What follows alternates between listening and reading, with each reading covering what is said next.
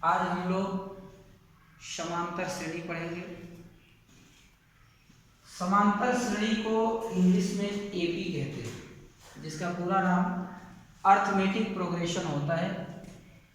Class 10th AP क्या चीज़ है, इसका प्रॉपर डिफिनेशन क्या है, पहले तो हम लोग इसको पढ़ेंगे।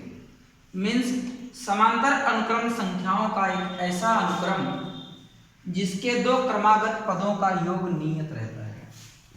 अगर दो क्रमागत पद हैं तो उनके बीच का जो सम होता है वो कांस्टेंट होता है। अब इस चीज को तो हम लोग फॉर एग्जांपल से चेक करेंगे। उसके बाद में एक चीज और जाने रहिए कि किसी समांतर श्रेणी संख्याओं की एक ऐसी सूची जिसमें प्रत्येक पद निश्चित संख्या को जोड़ने पर प्राप्त होता है। उसके बाद में हम लोग ऐसे भी कह सकते हैं कि किसी भी सीरीज में जो सार्वधातुक होता है वो पूर्ण रूप से निश्चित होता है। तो इन सभी चीजों के बारे में हम लोग फॉर एग्जांपल से ही जानेंगे। जैसे चेक कीजिए, मैंने आपको एक एग्जांपल दे दिया, जैसे हो गया 1 3 5 7। तो पहली बात तो इनके बीच का जो सार्वधातुक होता है उसको निश्चित होना चाहिए। आपके यहाँ प्रॉपर डिफिनेशन लिखा है, इसको देखिए कि किसी भी सीरीज का जो सार्वधातुक होता है, जिसको इंग्लिश में कॉमन डिफरेंस बोलते हैं, उसको निश्चित होना नितांत आवश्यक है। जैसे अगर 3 में से आपने मान लिया, प्रथम पद को आपने A1 मान लिया, A2 मान लिए, A3 मान लिए, A4 मान लिए एंड सो ऑन, ऐसे करते चलेंगे। तो सार्वधातुक को निकालने के लिए अभी हमने आपको बताया था कि A2 minus A1 is equal to B A3 minus A2 is equal to B A4 minus A3। इसका कॉन्सेप्ट क्या है, आप विचार करिए। 2 वाले प्लेस पर आपको 3 मिला, पहले वाले पर 1 मिला, दोनों में से अगर कॉमन डिफरेंस निकाला तो आपको मिल गया 2। आगे 3 वाले पर चलिए, 5 में से 3 को निकालेंगे फिर भी आपको 2 मिलेगा। 5 में से 3 को निकाल दिए 2 मिला। उसके बाद में फिर हम लोग अगर 7 में से 5 को निकालेंगे तो कितना मिला, 2। इससे आपको पता हो गया कि इस सीरीज में जो कॉमन डिफरेंस है वो फिक्स है, और कॉमन डिफरेंस फिक्स होने के नाते इसको हम लोगों ने नाम दे दिया एपी। एक किस सीरीज में है, समांतर श्रेणी में है। इसका बेसिक प्रॉपर डिफिनेशन हमने आपको पहले बताया था, और फिर एक बार देख लीजिए कि समांतर अनुक्रम संख्याओं का एक ऐसा अनुक्रम है जिसमें या जिसके दो क्रमागत पदों का योग नियत रहता है। आप इस चीज को जानिए कि दोनों क्रमागत पदों का योग किसी कांस्टेंट के बराबर होता है। अब हमने आपसे कैसे कह दिया, देखिए जैसे आप यहां से देखिए 3 में से आपने 1 को निकाल दिया तो 2 मिला, 5 में से 3 को निकाल दिए तो 2 मिला। मीन्स एपी का प्रॉपर कॉन्सेप्ट यही है कि यदि किसी सीरीज में से कॉमन डिफरेंस सेम आ रहे हैं तो उसको समझ लेना कि वो हमारा एपी है। इसमें बहुत सारी श्रेणियां हैं, लेकिन आपके क्लास 10th में पहले एपी ही पढ़ना है, एपी जीपी एचपी। अब इसके बाद एपी का पूरा नाम आप जानते हैं, अर्थमेटिक प्रोग्रेशन है, जिसको हिंदी में हम लोग समांतर श्रेणी कहते हैं। हिंदी में बेसिकली कई लोगों का ये राय है कि इंग्लिश में थोड़ा कम समझ में आ रहा, तो हिंदी में इसको देखिए। जैसे आप इसको पहले वाले को प्रथम पद कहते हैं, पहले वाले को हम लोग हिंदी में फर्स्ट टर्म को, इंग्लिश में फर्स्ट टर्म और हिंदी में इसको कहते हैं प्रथम पद। दोनों के बीच के अंतर को सार्वधातुक कहते हैं। सार्वधातुक को डी से रिप्रेजेंट करते हैं। सब चीजों को आप जान लीजिए। ए को हम लोग प्रथम पद कहते हैं, ए को प्रथम पद, और कॉमन डी यानी दोनों के बीच का अंतर जो होता है उसको सार्वधातुक कहते हैं। इस तरीके से 2 पद आपको पता चल गए। अब एक बात और है कि इनके बीच का जो सार्वधातुक निश्चित होता है, इनको हम लोग जनरली यानी किसी भी सीरीज में ऐसा नहीं हो सकता कि इसका जो नंबर आए केवल पॉजिटिव हो या नेगेटिव हो। इन संख्याओं को आप चेक करिए तो ये पॉजिटिव में भी आ सकती है, धनात्मक जिसको बोलते हैं, नेगेटिव में भी आ सकती है जिसको हम लोग ऋणात्मक कहते हैं, और आपका 0 भी हो सकता है। इस चीज को आप दिमाग में रखे रहेंगे।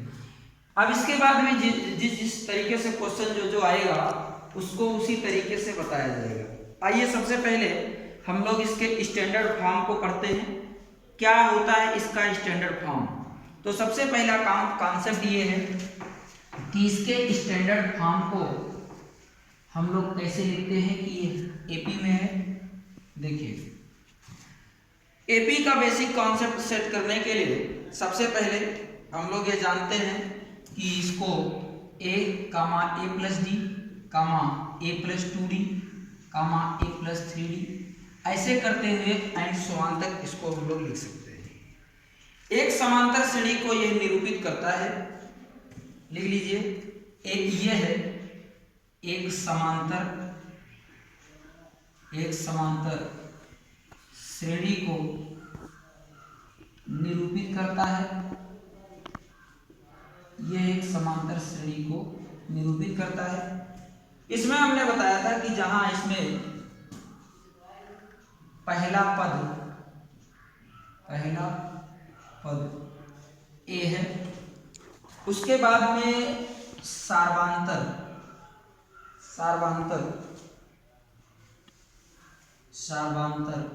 इसका जो है उसको हम लोग डी कहते हैं।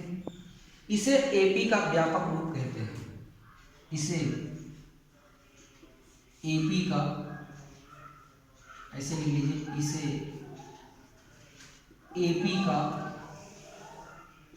व्यापक रूप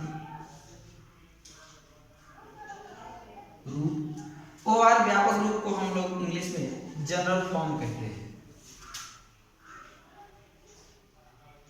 जनरल फॉर्म, तो इस तरीके से आप ये जान गए, इसको हम लोग एपी का जनरल फॉर्म कहते हैं।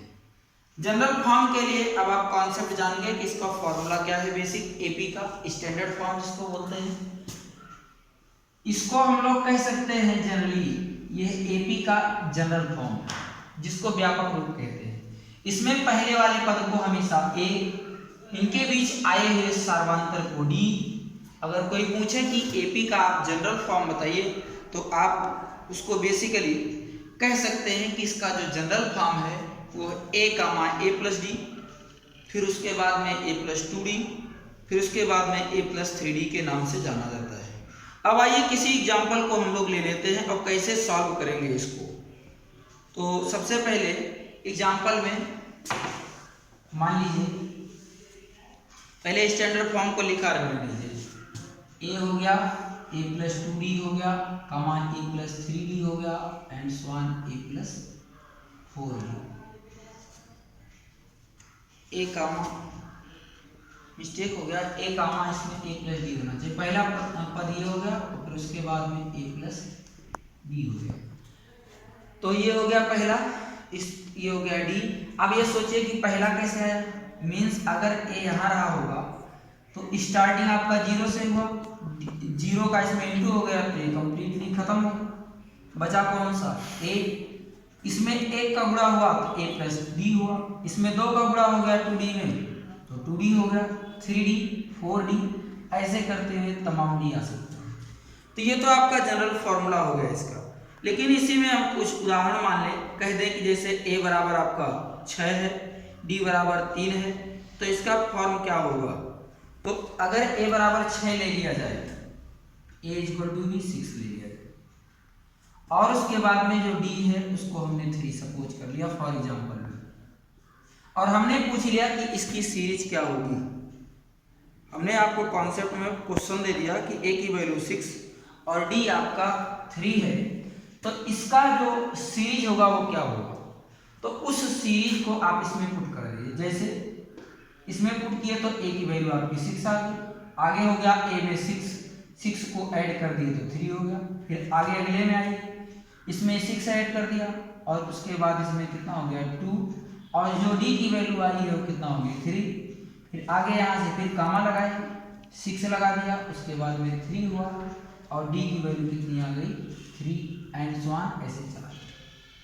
जनरली हम लोग इसको कैसे जान सकते हैं, 6 हो गया, 6 में 3 को जोड़े 9 हुआ, उसके बाद में 3 दूना 6, 6 में 6 को जोड़ दिए 12 हो गया, 3 3 जा 9, 9 में 6 को ऐड कर दिए तो आपका हो गया 9 और ये 15 हो गया। चलिए 12 × 15 यानी 3 3 जा 9 और उसके बाद में 9 6 15 यहाँ हो गया। ठीक है, अब अगर हम लोग इसको चेक करें तो क्या ये सीरीज है कि नहीं? सीरीज है। और किसमें है? जनरल फॉर्म ऑफ एपी के फॉर्म में है। जैसे पहला पद आपका 6 हो गया, डी के प्लेस पर आपने 3 को पुट कर दिया तो 9 हो गया, फिर 12 हो गया, फिर 15 हो गया। अब इससे पता चलने लगा कि इनके बीच का पहले देखिए कि कॉमन डिफरेंस सेम है कि नहीं। 3 तो यहाँ पहले दिया गया था, वो होगा, ये ऑलरेडी हमेशा होगा। 9 में से 6 को निकाल दोगे 3, 12 में से 9 को निकालोगे 3, 15 में से 12 को निकालोगे तो आपके लिए कितना हो जाएगा? तो ये आपका फिर वही कॉमन डिफरेंस सेम 3 ही आएगा। तो इस तरीके से ये पहला कॉन्सेप्ट आपके लिए रहा कि अगर ए की वैल्यू आपको दी हो और डी की वैल्यू दी गई हो और आपसे बोल दिया जाए कि आप इसका सीरीज बनाइए, तो सीरीज जब आपसे बनाने के लिए सवाल करेगा तो आप ए को 6 लिख देंगे, उसके बाद a + b को 6 + 3 लिख देंगे, फिर a + 2d को हम लोग 6 + 2 × 3 लिखेंगे, 6 + 3 × 3 एंड सो ऑन जोड़ते चले जाएंगे। इसके लिए बहुत सारे एग्जाम्पल्स आप ले सकते हैं, ऐसा नहीं है कि कोई इसके लिए पर्टिकुलर एग्जाम्पल है। चलिए किसी क्वेश्चन को हम लोग दे करके फिर से सॉल्व करते हैं। जैसे ये तो रहा आपको ये जानने के लिए किस में कौन है और किसको कहाँ हम लोग पुट करते हैं और कौन सी वैल्यू किसके लिए हावी है। अब क्या करेंगे, कुछ क्वेश्चंस हम लोग ले लेते हैं। हम आपको इस टाइप का दे देते हैं। जैसे आपको दे दिया गया है कि a = v2 और d = v4 और उसको जनरल फॉर्म में सेट करना है। तो जनरल फॉर्म के लिए एक क्वेश्चन मैं और बता देता हूँ। जैसे पहले वाले प्रथम पद को जनरल फॉर्म के लिए जी और एफ के नाम से इसको देखिए। इसका मतलब क्या है कि इसमें a, a + d, a + 2d और उसके बाद में a + 3d, ये आपका जनरल फॉर्म है जी एफ जिसको बोलते हैं। पहले वाले को आपने यहाँ से देखा तो इसमें पुट कर दिया वैल्यू, तो a की वैल्यू कितना दी गई है 2, a की वैल्यू 2 है तो आपने यहाँ 2 कर दिया। फिर a + d है तो a + d का मतलब कितना 2 + 4 और जैसे ही आपने a + 2 को मतलब 2 + 4 किया एक सीरीज बनती जा रही है। आगे के वाले में a की वैल्यू फिर 2 है +2 × यहाँ कितना है d के बाद 4। याद रखना कि 2d लिखा है, इसके बीच में कोई सिंबल नहीं है और जहाँ पर कोई सिंबल नहीं होते उसको हम लोग इंटू कहते हैं। फिर आगे इसी में अब यहाँ 3d है, यहाँ भी कोई सिंबल नहीं और सिंबल नहीं है तो इसको फिर वही काम 3 × और आपका d 15 हो गया। आगे अगर इसी सीरीज को हम लोग कम्प्लीटली चेक करें तो 2 हो गया, 4 में 6 को 2 को ऐड करेंगे 6 आ जाएगा और यहाँ हो गया 4 2 जाए 2 10 यानी 10 लगा दिया। उसके बाद में यहाँ आपका 15 हो गया। अच्छा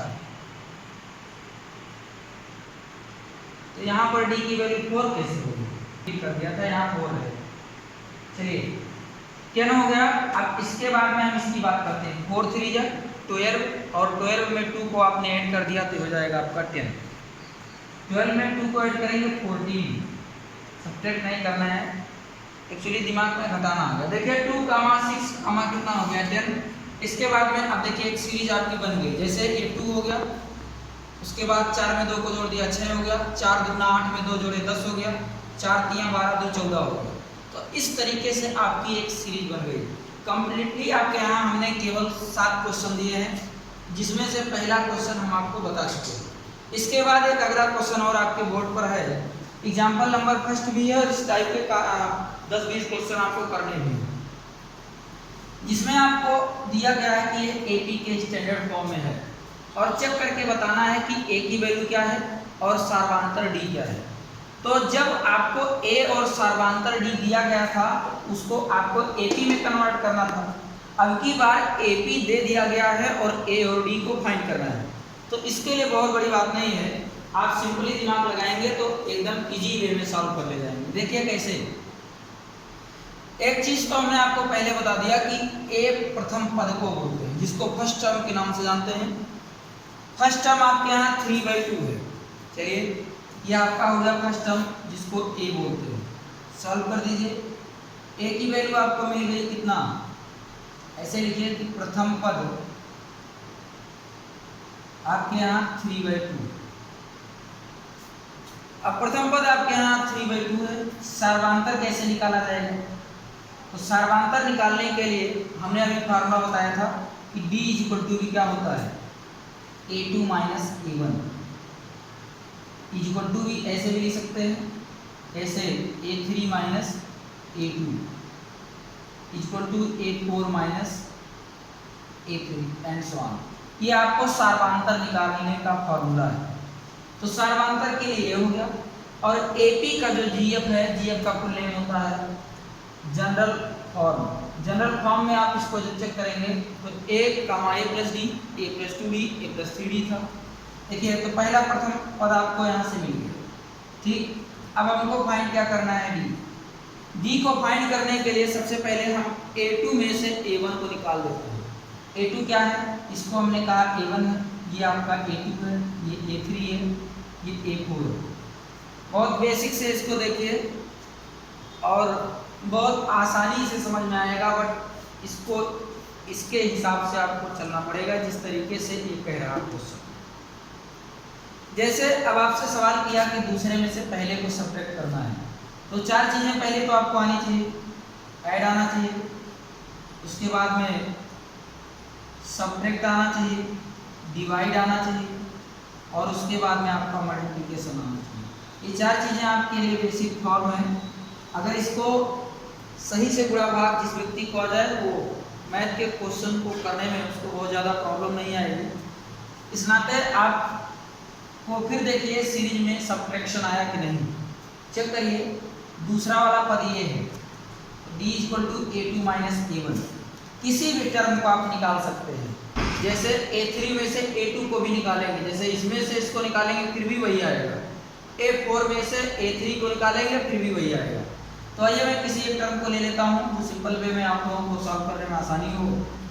A2 की जो वैल्यू है वो आपका 1/2। आगे क्या है, माइनस लगा है। A1 की वैल्यू कितनी है, तो आपका हो गया 3/2। अब आप ऐसे जान सकते हैं कि अगर इसके डिनोमिनेटर सेम है, जिसको हर बोलते हैं, 2 हो गया, तो न्यूमरेटर को सब्ट्रैक्ट कर लेंगे जिसको अंश कहते हैं। 3 में से 1 को निकाल देंगे तो आपके यहाँ -2 आएगा और -2 से 2 कैंसिल हो जाएगा, मीन्स -1 आएगा। इसका मतलब इससे पता चल गया कि इस सीरीज मीन्स AP का जो कॉमन डिफरेंस D था उसकी जो वैल्यू आई है वो आपके यहाँ -1 है।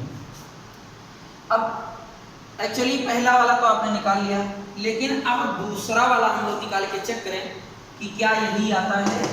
चलिए, D के लिए हम लोग फिर चेक करते हैं A3 - A2।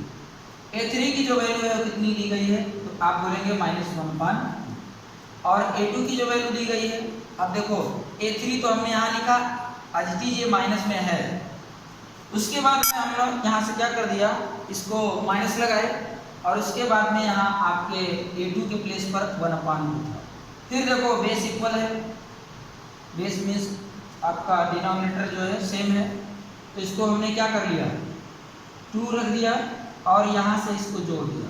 अब याद रखिए माइनस माइनस में जुड़ जाता है, -1 को -1 में जोड़ेंगे तो कितना मिलेगा, आप कहेंगे -2।